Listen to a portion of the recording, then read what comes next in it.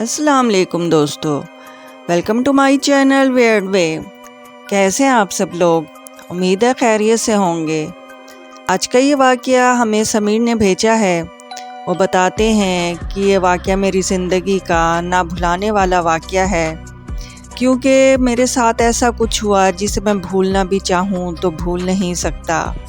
کہتے ہیں میں اکثر رات کو گھر سے باہر واک کرنے جاتا تھا اور گھنٹوں گلیوں میں یا روڈ پر واک کرتا رہتا تھا، لیکن ایک بار میرے ساتھ ایک ایسا خوفناک واقعہ پیش آیا کہ اس کے بعد میں نے دوبارہ رات کو واک کرنا ہی چھوڑ دیا تھا۔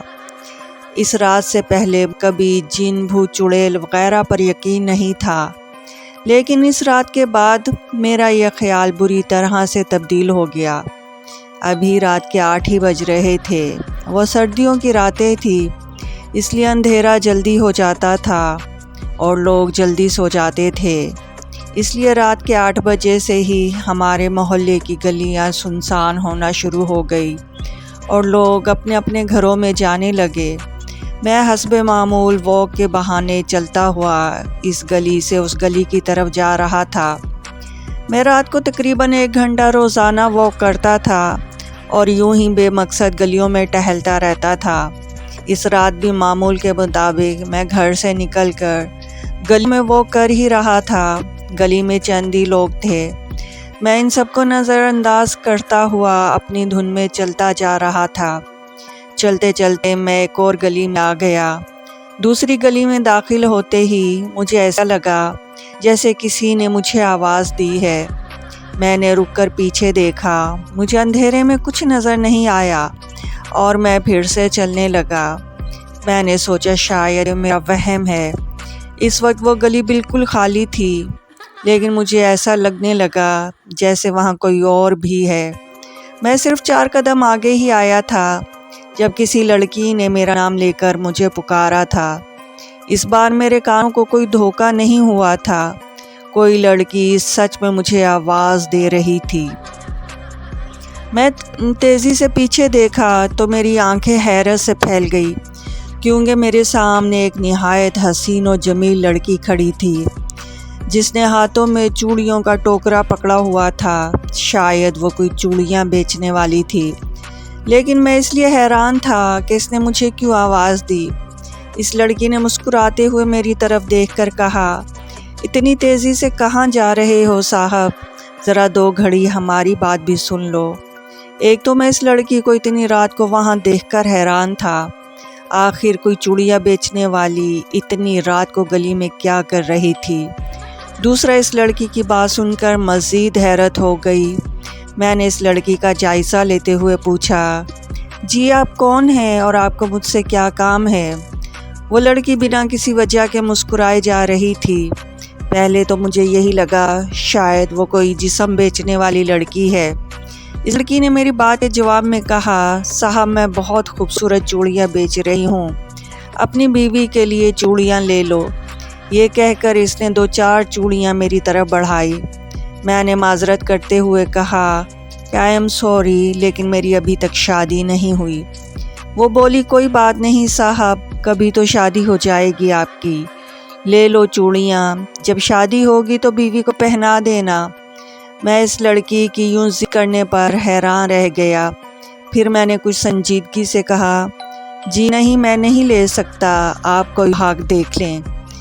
لیکن اس لڑکی پر میری کسی بات کا اثر نہیں ہو رہا اور وہ ڈھٹائی سے وہیں کھڑی رہی۔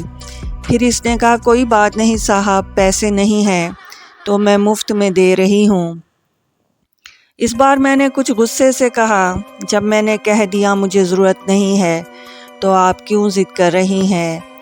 اس کو جواب دے میں جانے لگا، لیکن اس نے میرا ہاتھ پکڑ لیا۔ میں یوں اس کی ہمت پر حیران رہ گیا۔ پھر میں غصے سے اپنا ہاتھ چھڑایا اور کہا، یہ کیا بدتمیزی ہے، ہاتھ پکڑا میرا۔ وہ مسکراتے ہوئے بولی، صاحب ایک رات ہمارے ساتھ بھی گزار لو، بہت خوش کریں گے تمہیں، یہیں پاس ہی میرا گھر ہے۔ میں نے غصے میں کہا، جی نہیں شکریہ آپ کا، میں ایسا انسان نہیں ہوں۔ اس کا جواب ابھی میں دے ہی رہا تھا کہ اچانک میری نظر اس کی ایسی چیز پر پڑی جس سے میرے سر پر آسمان گر گیا۔ میں نے اس لڑکی کے پاؤں دیکھے جو الٹے تھے۔ اس کا مطلب وہ کوئی لڑکی انسان نہیں بلکہ ایک چڑیل تھی۔ میں وہاں سے چلے جانے میں ہی بہتری سمجھی اور میں تیزی سے آیت الکرسی اور کلمہ پڑھنے لگا۔ پھر دیکھتے ہی دیکھتے اس لڑکی کی شکل تبدیل ہونے لگی۔ وہ ایک لمبے دانت والی چڑیل تھی۔ اس نے مجھ سے کہا، یہ جو تم پڑھ رہے ہو اس کو پڑھنا بند کرو نہیں تو میں تمہیں برباد کر دوں گی۔ میں نے اس بات نہیں سنی اور آیت الکرسی پڑھتا رہا۔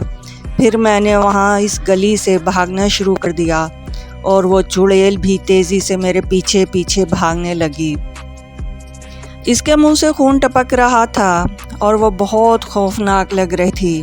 میں اس قسم کی خوفناک لڑکی پہلی بار دیکھ رہا تھا۔ رات کا وقت اور اکیلی گلی اور اوپر سے چڑیل کا حملہ تو انسان کی کیا حالت ہو جاتی ہے یہ آپ لوگ اچھے سے اندازہ لگا سکتے ہیں۔ میں بھاگتا ہوا دوسری گلی میں داخل ہوا۔ وہ چڑیل بھی میرے پیچھے پیچھے دوسری گلی میں آ گئی۔ مجھے لگا آج میرا زندہ بچنا ناممکن ہے، یعنی میں مسلسل درود پاک اور آیت الکرسی پڑھتا جا رہا تھا۔ میں تیزی سے بھاگتے ہوئے اپنے گھر میں داخل ہو گیا اور جلدی دروازہ بند کر دیا۔